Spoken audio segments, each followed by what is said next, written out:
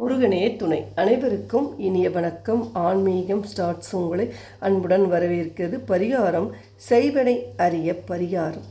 பில்லி, சூனியம், செய்வினை, ஏவல் போன்றவை ஒரு நிழல் வழிபாடு முறையாகும். இவை பொதுவாக தமிழ் கிராமிய மரபிலும் ஜோதிடமும் மகாசக்தி வழிபாடுகளிலும் குறிப்பிடப்படும். செய்வினை என்பது ஒருவருக்கு எதிராக அதிர்ஷ்டம், உடல் மனநலத்தை பாதிப்பதாக முறையாக செய்யப்படும் ஒரு விஷயமாக நம்பப்படுகிறது. அறிவியல் பூர்வமாக இவை நிரூபிக்கப்படாவிட்டாலும் மனதளவில் பயத்தை உண்டாக்கி பலரின் நம்பிக்கையை கட்டுப்படுத்தி வைத்திருக்கிறது. நமக்கு ஏதாவது ஒரு விசித்திரமான எதிர்மறை விஷயங்கள் நடந்தால் உடனே நமக்கு யாரும் செய்வினை வைத்து விட்டார்கள் என்று தான் நினைத்து கொள்கிறோம். எதிர்வினைகளை உருவாக்கக்கூடிய இதை போன்ற செய்வினைகளை எளிமையாக கண்டுபிடிப்பதற்கு ஒரு வழிமுறை உள்ளது. இந்த கீரையை பயன்படுத்தி எப்படி செய்வினை கோளாறுகளை கண்டுபிடிப்பது என்னும் தகவலை இந்த பதிவில் பார்க்கலாம். செய்வினை, ஏவல், பில்லி போன்ற விஷயங்கள் உண்மையில் இருக்கிறதா இல்லையா என்பதை காட்டிலும் ஒருவர் மனதார வன்மத்துடன் பொறாமை குணத்தை கொண்டு இவர்கள் நன்றாகவே இருக்கக்கூடாது என்று நினைத்துவிட்டால் அது திருஷ்டியாக மாற்றம் பெறுகிறது. அவர்களின் அந்த தீய எண்ணங்களின் அதிர்வலைகளால் நமக்கு வர வேண்டிய அதிர்ஷ்டங்கள் தடைப்படுகிறது. இது போன்ற கெட்ட அதிர்வலைகளை நம்மிடமிருந்து விரட்டி அடிப்பதற்கும் கண்டுபிடிப்பதற்கும் கொஞ்சம் முருங்கைக்கீரையை எடுத்து கொள்ளுங்கள். தண்ணீர் சேர்க்காமல் மிக்சியில் போட்டு நன்கு அரைத்து அதன் சாற்றை பிழிந்து எடுத்து கொள்ளுங்கள்.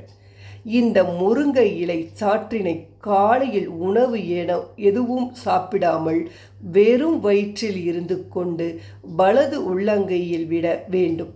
தெற்கு திசையை நோக்கி நின்று கொண்டு இதை செய்ய வேண்டும்.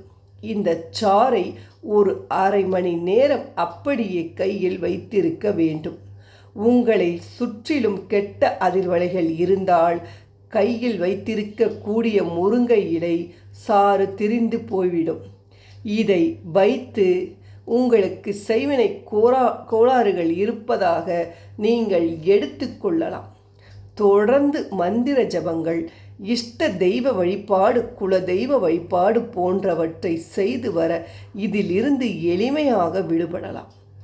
இந்த பிரபஞ்சத்தில் நல்லது என்று ஒன்று இருந்தால் கெட்டது என்று ஒன்றும் இருக்கும். எல்லா விஷயத்திற்கும் எதிர்மறையான விஷயங்களும் இருக்கத்தான் செய்கிறது.